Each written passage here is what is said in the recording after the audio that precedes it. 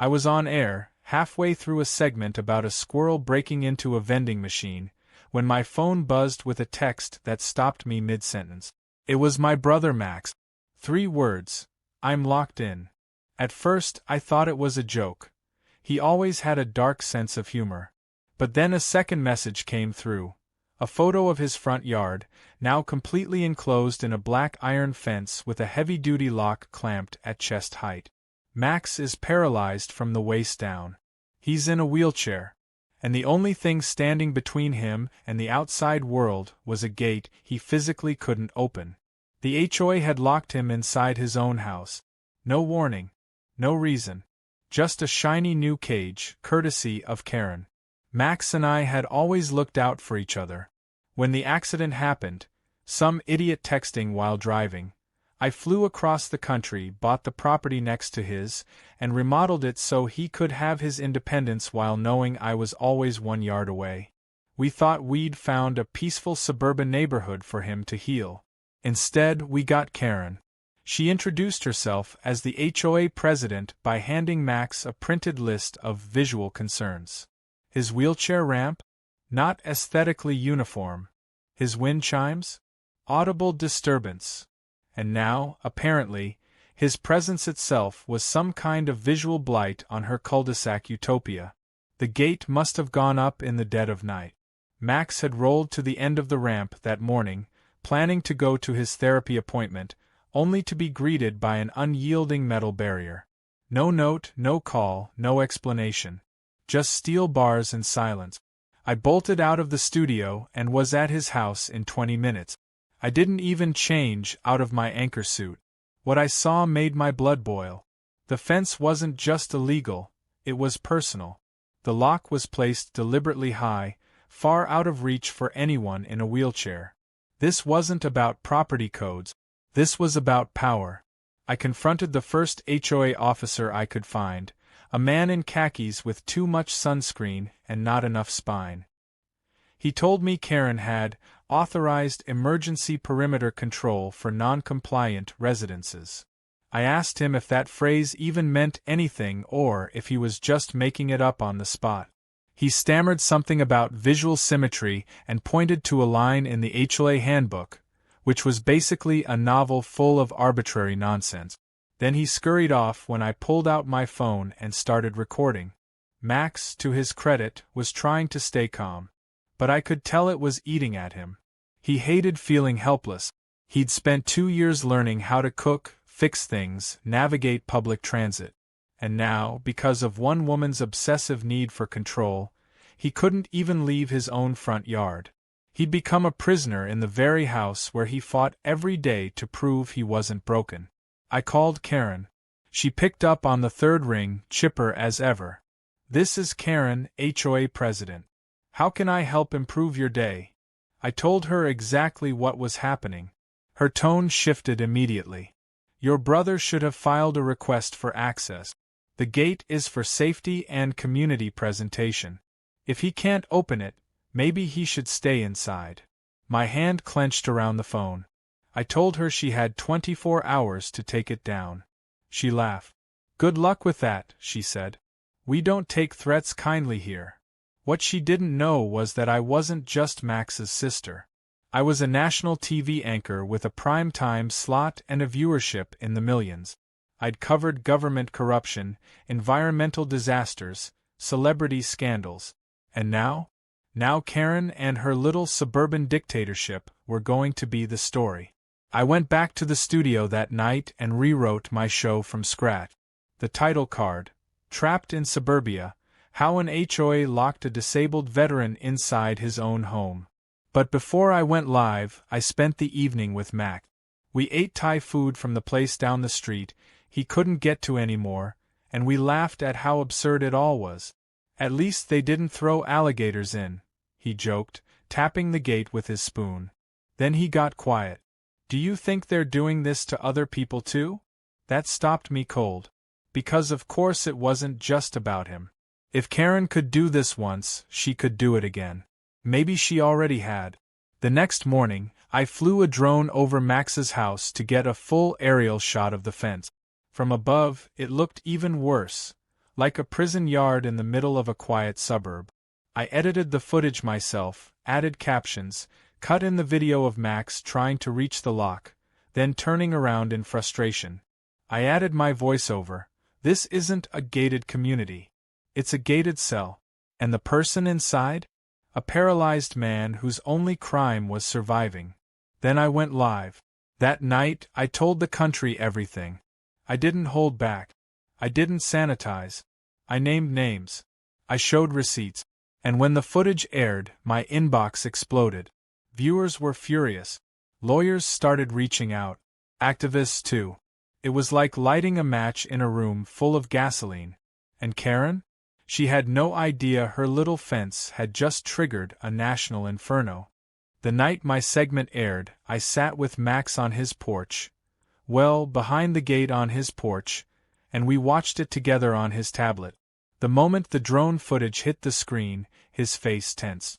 Not because he was embarrassed, but because seeing himself trapped in his own yard from an aerial view made it all feel more like a scene from a dystopian documentary than real life. I watched him swipe away a tear when the clip showed him reaching for the lock, failing, then quietly backing away. "You made me look like a trapped animal," he muttered, not angry, just tired. But he didn't look away. He wanted people to see. And they did. Within hours, our HOA's name was trending nationwide. My inbox became a war zone of tips, support, legal suggestions, and outrage. Several ADA attorneys reached out immediately, calling this not just immoral but clearly illegal. A few disability rights advocates even offered to fly out and help organize a protest. But what caught me off guard the most was how fast the public turned on Karen. A local mom group found her Facebook page and shared screenshots of her making passive-aggressive posts about maintaining the purity of our neighborhood. A veteran from across town posted a video titled, "My HOA tried the same thing. This reporter's brother could be any of us." And just like that, the floodgates opened. The next morning, the gate was still standing. Karen hadn't budged. In fact, she'd doubled down. A letter was taped to Max's fence. HOA stationery, typed out in her signature tight little font, stating that he was in violation of exterior design regulations due to excessive nonconformity, and that physical enclosures may be installed to shield the aesthetic impact of said nonconformity pending compliance review. Translation: she was calling Max's presence unsightly. I almost drove to her house right then and there, but Max stopped me. "Don't give her that satisfaction," he said. "We're winning, and she knows it." So instead, I turned to my greatest weapon, broadcast media. That evening, I hosted a follow-up segment titled "Power Trip in the Suburbs," when HOA presidents think they're above the law. I replayed the voicemail Karen left me after the first story aired, her voice syrupy and furious, threatening to file complaints against my brother for libelous character assassination and unauthorized public filming. I laughed on air. Then I brought on an actual legal expert to break it down. He confirmed, live on camera, that not only was Karen wrong, she'd likely just handed us evidence of intent to violate ADA protections. Meanwhile, Karen wasn't sitting idly. She called a neighborhood press conference, which was really just her standing in front of the HOA clubhouse with 3 board members behind her, all looking like they'd rather be anywhere else. She started by saying she was deeply saddened by the misrepresentation of this community, then shifted into a tirade about visual pollution and community standards. A local blogger streamed it live, and the internet lit up again, this time with memes of Karen standing next to the gate like a dictator at a border wall. But then Max surprised everyone.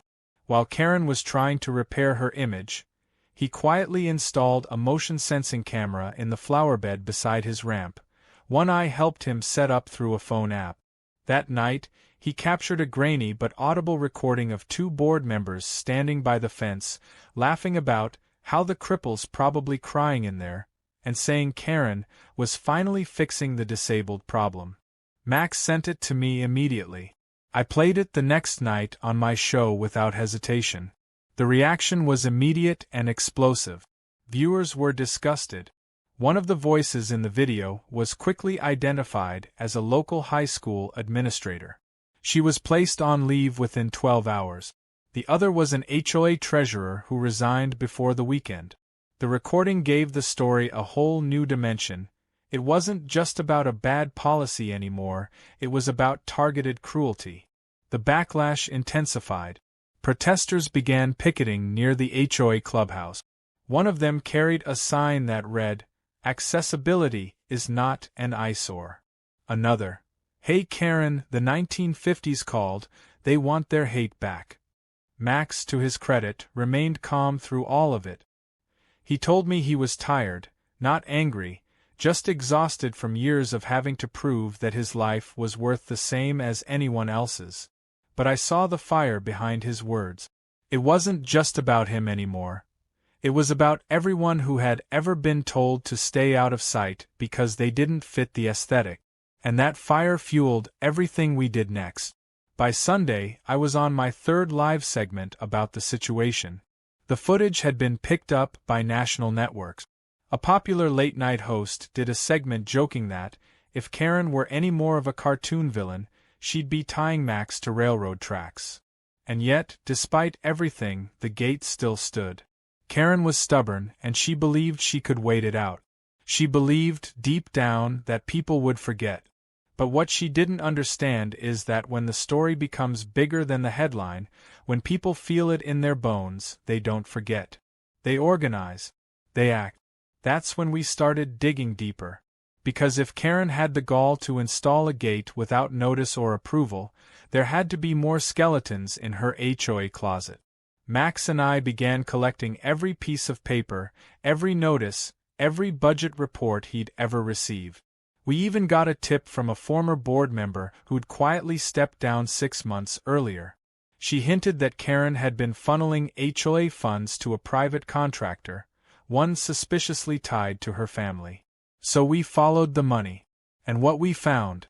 That was going to take this story from local injustice to a full-blown scandal. But first, we had to get Max out. Legally. Permanently.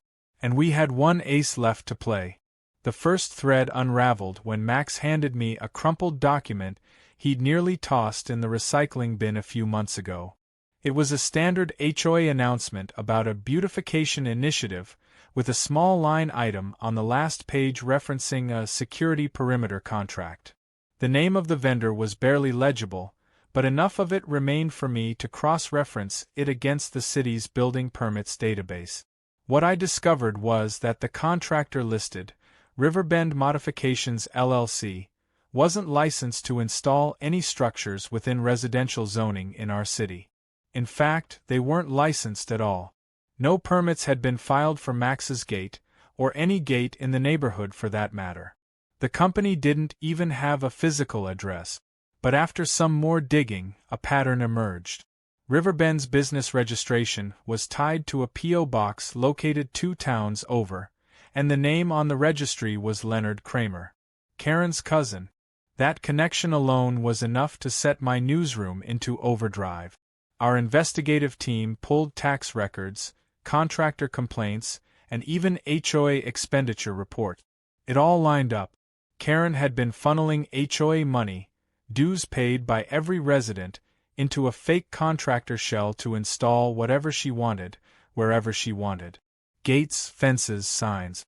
All without legal approval.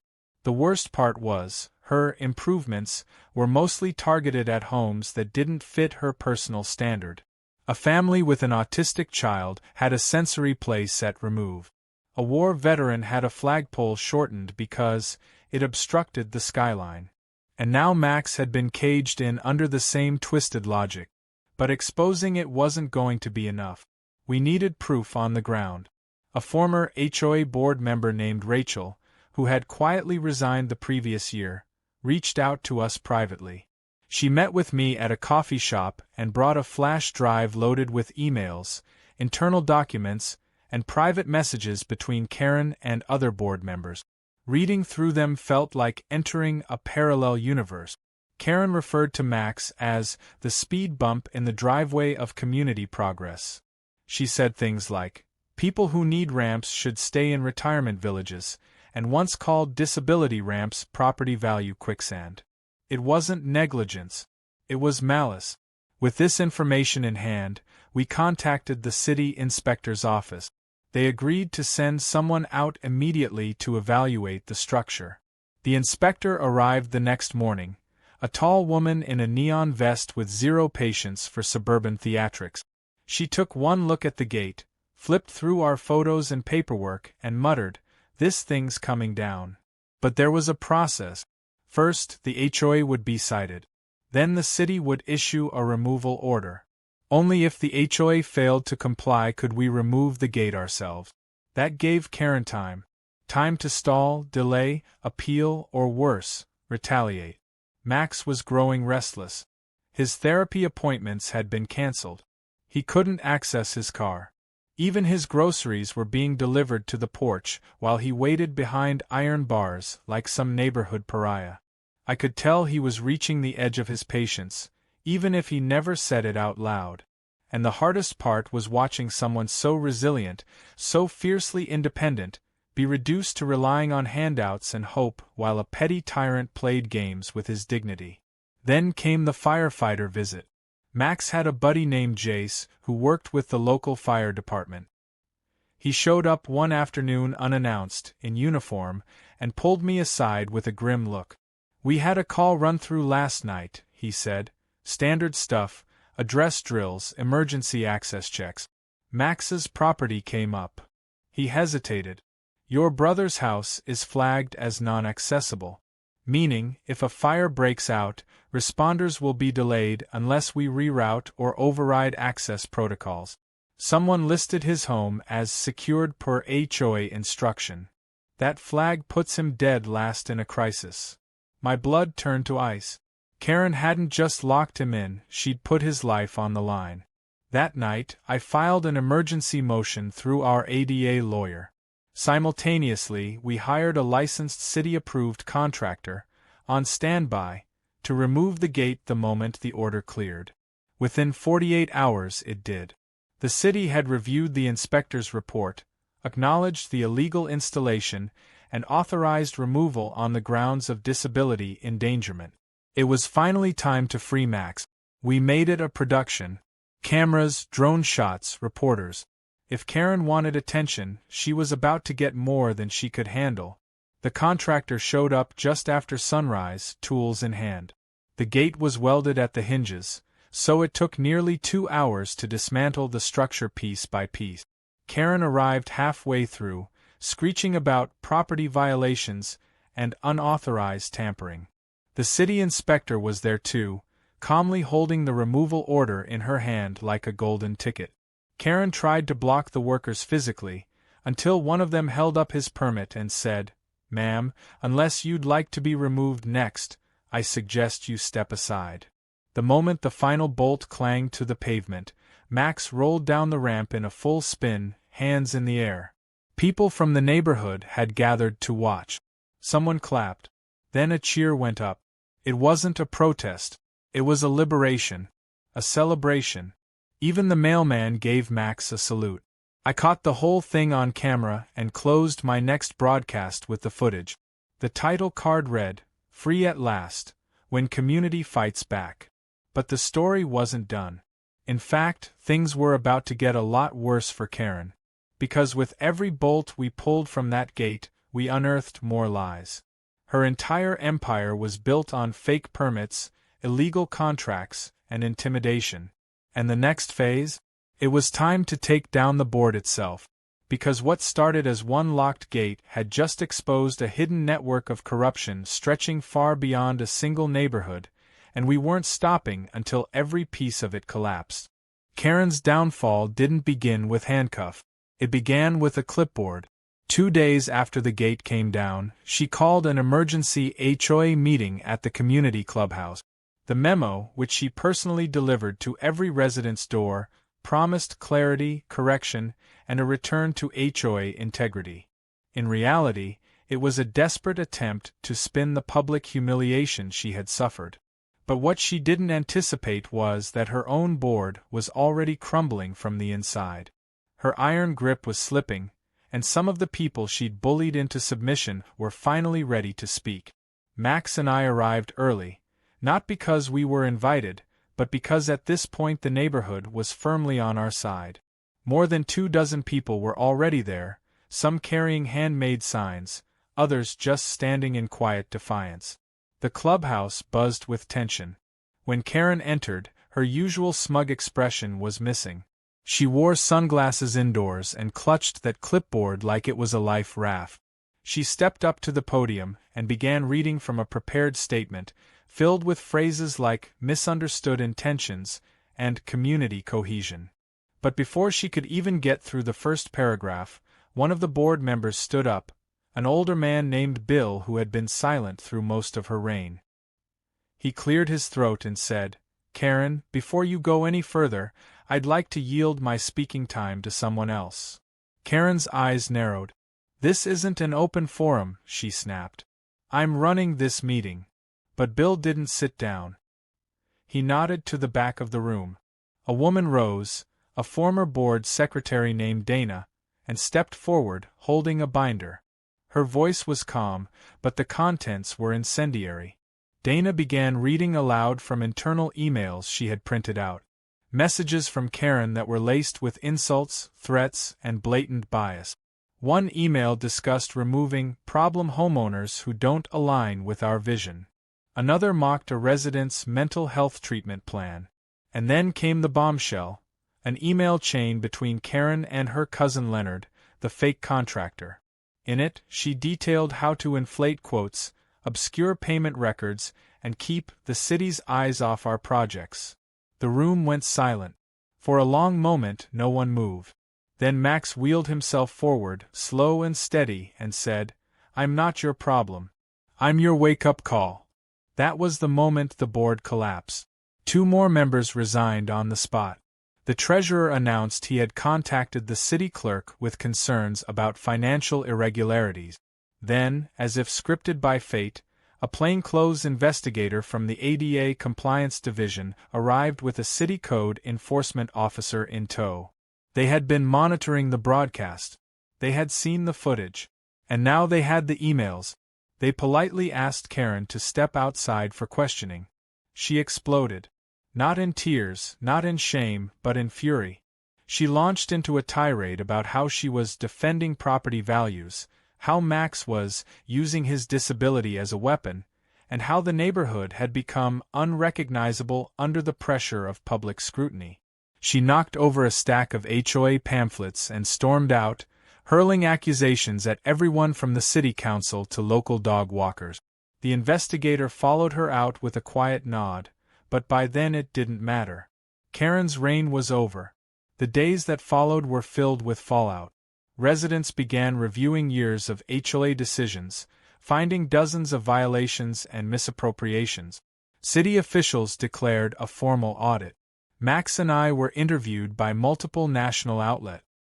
He spoke calmly about dignity, accessibility, and the long-term impact of being treated as less than by a system built to exclude people like him. His words resonated beyond the local scandal. They hit a nerve. Letters poured in from families across the country who had faced similar HOA abuses.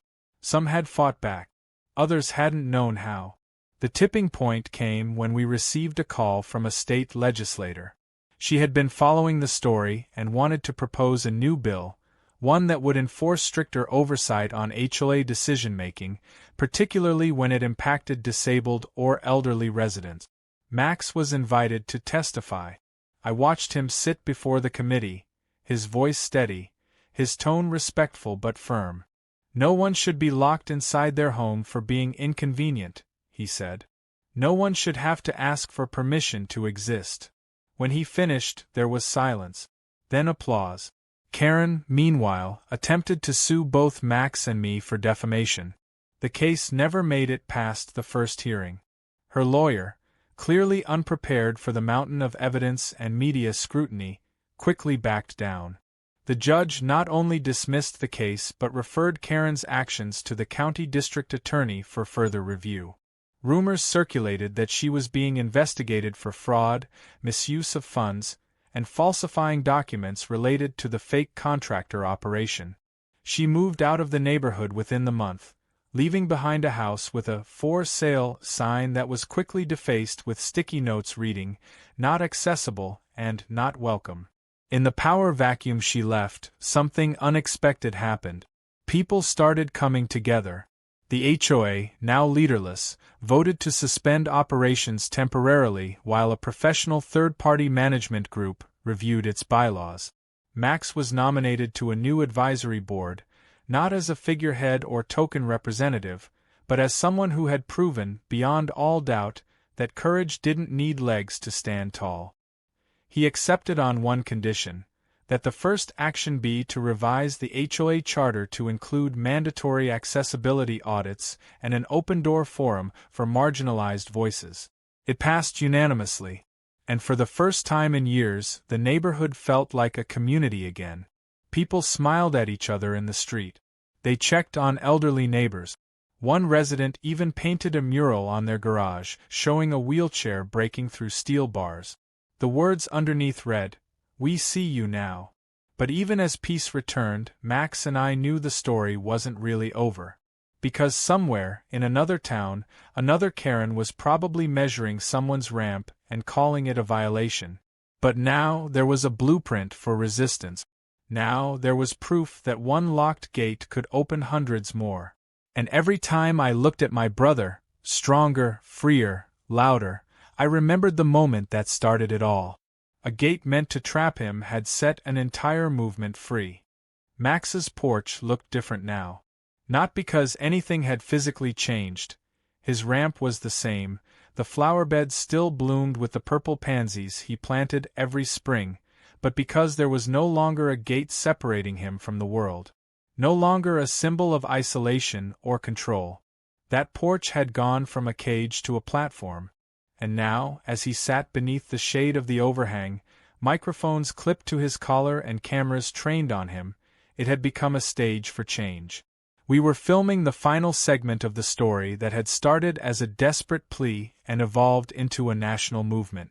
My producers had argued for a studio shoot, but I insisted, if this story was about home, about freedom, about visibility, then it needed to be told right here, in the place where Max had once been locked inside. The film crew respected the energy of the space.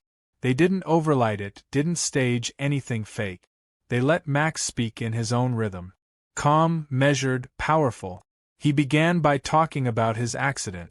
Not to gain sympathy, but to give context to his journey. How he had rebuilt his life brick by brick.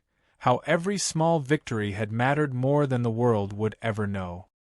He told viewers what it meant to finally have autonomy again, only to have it snatched away by someone who thought rules were more important than people. He didn't name-call. He didn't gloat. He just said, "I was never the threat to the neighborhood. Fear was." And it was hard not to tear up when he added, "You don't have to walk to stand for yourself." After the segment aired, the ripple effects spread further than either of us expected.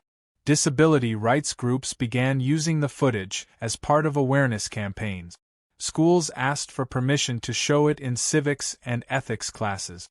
Even real estate forums were sharing the story as a cautionary tale about unchecked HOA power. And then came the real shift: calls from state policymakers who wanted to meet with Max again. This time, not just to hear his story, but to ask for his input in rewriting the legislation itself. A few weeks later, we found ourselves in a conference room in the state capitol. Max rolled into that room with confidence and was welcomed like an expert, which he was. He didn't just represent the disabled. He represented the silenced, the marginalized, the people who'd been boxed out of systems built to prioritize uniformity over humanity. The room was quiet as he spoke, lawmakers scribbling notes, nodding slowly. He suggested practical reforms: mandatory ADA compliance checks before any HOA modifications, a statewide audit system for HOAs receiving municipal permits, and a hotline for reporting abuse without fear of retaliation. They listened. They really listened. Back in the neighborhood, the fallout from Karen's regime continued to echo. The audit uncovered years of shady financial practices, and by the time the dust settled, several residents had received refunds for illegally assessed fines. Karen's house finally sold, though the new owners were very clear about their one condition: they wanted no part in the HOA's leadership. The mural on the garage down the street was expanded. Now it showed not just a wheelchair breaking bars, but a whole crowd behind it, walking, rolling, pushing strollers, carrying signs. Above it, in bright paint, "Community means all of us." Max's advisory role with the HOA turned out to be more than symbolic. He pushed for open transparency, quarterly town halls, and a vote to permanently sever ties with Riverbend Modifications, LLC. They passed it all. And in the biggest shift yet, the HOA bylaws were amended to require that at least one member of the board represent accessibility or disability advocacy. Max refused to be the permanent rep. He believed in shared power, but he mentored the first two candidates who applied for the role, both of whom had family members with mobility challenges. The board, once a puppet show for Karen's control, now looked like a team that actually reflected the people it served. And me? My life changed too. Before all this, I was a national anchor with a steady routine, 3 interviews, 2 headlines, and a hopeful closer. I'd covered everything from Senate hearings to celebrity meltdowns. But nothing had ever hit home the way this story did. It had cracked something open inside me. A sense that reporting could be more than observing. It could be personal, real, transformational. I kept covering stories, of course, but I began seeking out others like Mac's stories buried under HOA fine print, or red tape, or fear. I found them everywhere. Wheelchair users fined for widening their doors, veterans evicted over flag displays, elderly tenants forced to remove mobility ramp. I told their stories, just like I had told Max's, and each one felt like another gate falling. The closing of our final broadcast was simple. No music. Just Max and I sitting on his porch again, the sun low behind us, and the camera slowly zooming out as he spoke the last line. You don't have to be loud to be heard. You just have to be willing to speak. Then fade to black. But before the credits rolled, the camera captured one final detail. Nailed to the post near Max's porch, just beneath the mailbox, was a hand-carved wooden sign. It read, "Access for all, by order of the community." Someone had left it anonymously, and Max decided to keep it there permanently. It was rough around the edges, a little crooked, but more powerful than any plaque. Because it wasn't official. It was genuine. And in that simple, silent symbol, the whole story lived on. A story of injustice, defiance, courage, and change. A story that started with a gate and ended with a movement. A story that proved the smallest voices, when amplified, can shake even the most stubborn walls. And as long as there are people like Karen building barriers, there will be people like Max. Rolling right through them, one will turn at a time.